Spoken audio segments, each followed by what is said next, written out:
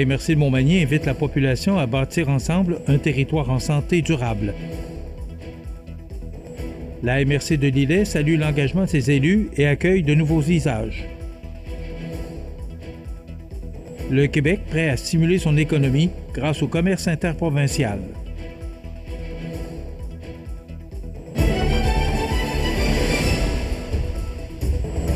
Vendredi 10 octobre 2025. Bonjour mesdames et messieurs et bienvenue à votre bulletin d'actualité sur le réseau de télévision CEMA TV. La MRC de Montmagny convie les citoyens, les élus, les organismes et les partenaires du milieu à participer au Forum 2025 sous le thème « Un territoire en santé durable, ça se planifie ensemble ». Cet événement d'envergure qui se tiendra le 19 novembre à Montmagny et le 25 novembre à Saint-Just-de-Bretonnière se veut un moment clé pour réfléchir collectivement à l'avenir du territoire. Sous la direction de Mme Nancy Labrec, directrice générale de la MRC de Montmagny, le forum a pour objectif de mobiliser la communauté autour de 3 grandes thématiques. Cultiver notre territoire pour nourrir demain, qui s'inscrit dans le plan de développement de la zone agricole, agir aujourd'hui pour un climat sain et résilient, en lien avec le plan climat, imaginer des milieux de vie dynamiques et durables dans le cadre du schéma d'aménagement et de développement. 3 planifications, mais une vision commune, soit celle d'un territoire en santé, résilient et prospère. Le Forum 2025 est une occasion unique de réfléchir collectivement à l'avenir de notre territoire, explique Mme Labrec. Ensemble, nous déterminerons quelles actions prioriser pour que notre développement reflète les aspirations des gens d'ici. Chaque thématique sera introduite par un panel animé par des experts de la MRC, dont Tanios El Hayek, urbaniste et coordonnateur en aménagement du territoire, Catherine Boudreau, agente de développement agroalimentaire, et Céline Héloïse, chargée de projet du plan climat. Ces présentations permettront d'établir un portrait clair des enjeux et des défis actuels. Les participants seront ensuite invités à prendre part à des ateliers collaboratifs sous forme de parcours de table. Cette formule, interactive, offrira la possibilité de changer, de proposer des idées et de contribuer directement à la réflexion collective sur les grandes orientations du territoire. Des animateurs de table assureront le bon déroulement des discussions.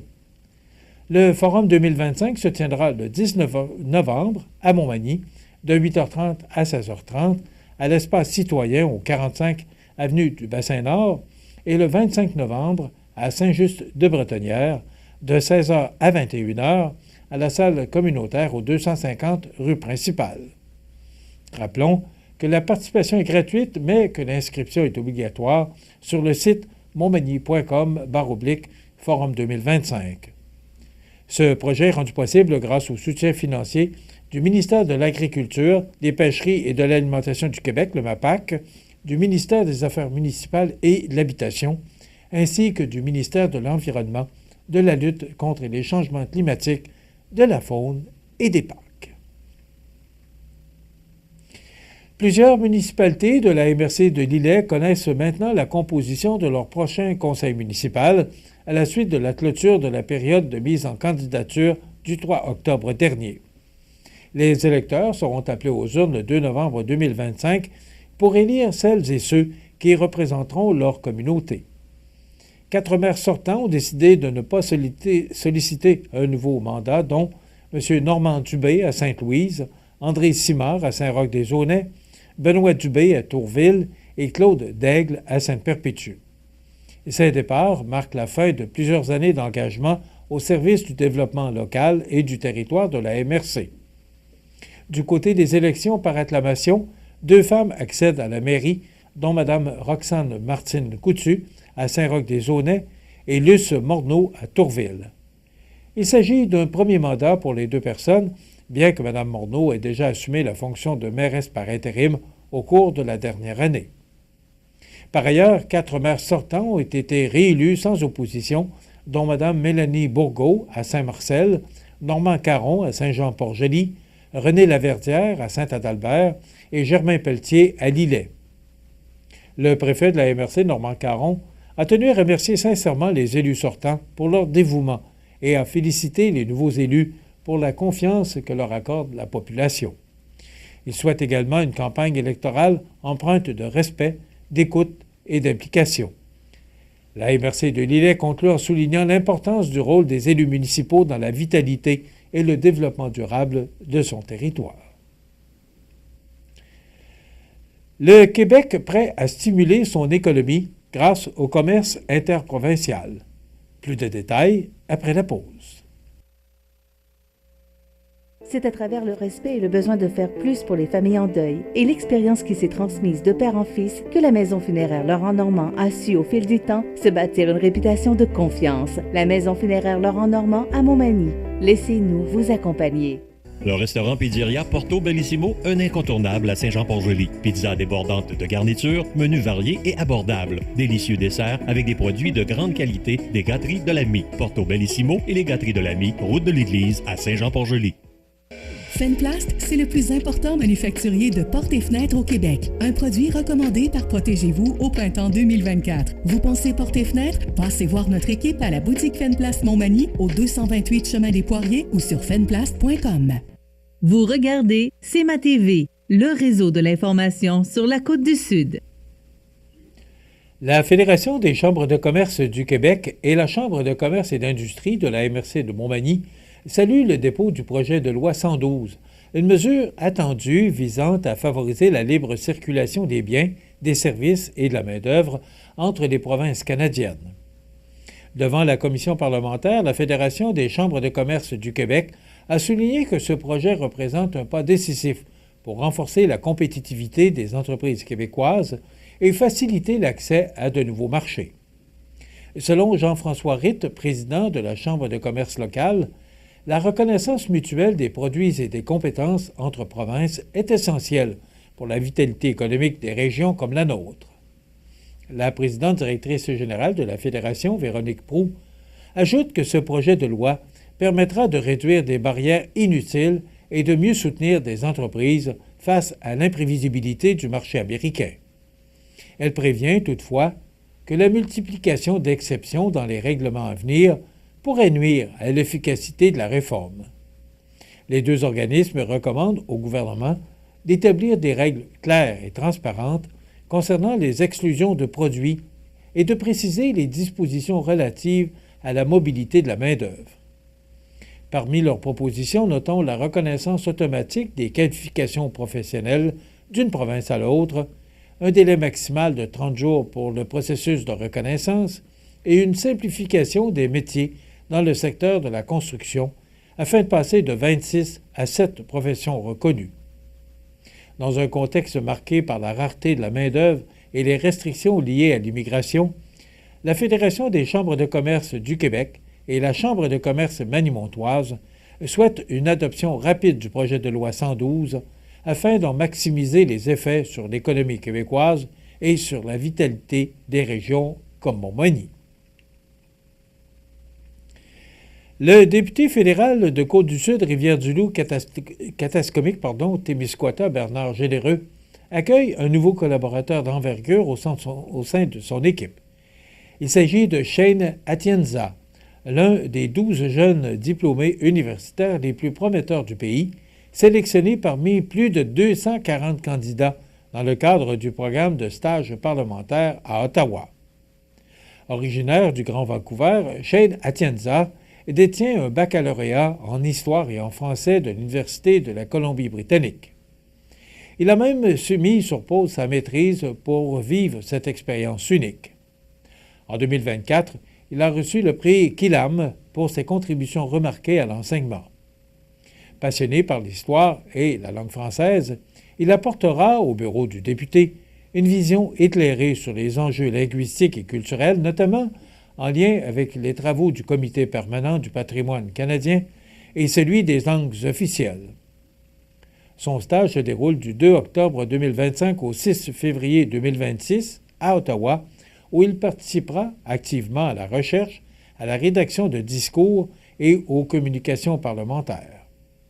Bernard Généreux s'est dit honoré d'avoir été choisi par un stagiaire d'un tel calibre parmi une cinquantaine de députés rencontrés.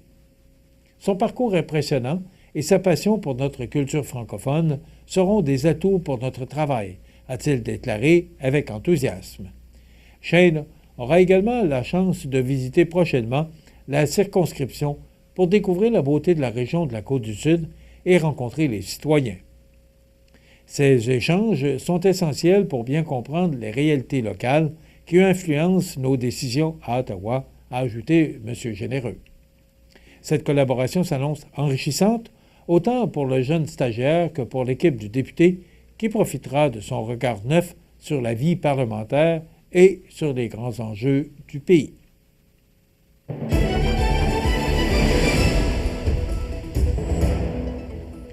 Au sport, dans le cadre du mois des aînés, la ville de Montmagny invite les personnes âgées à venir bouger le mercredi 16 octobre de 13h à 16h au Parc Saint-Nicolas. Organisée en collaboration avec le Centre d'action bénévole des MRC de Montmagny et de Lillet, cette activité gratuite vise à faire découvrir, dans le plaisir, les nombreuses installations récréatives du parc. Disque golf, shuffleboard, pétanque, pickleboard et stations d'entraînement seront à l'honneur, le tout dans une ambiance conviviale favorisant la santé et les rencontres.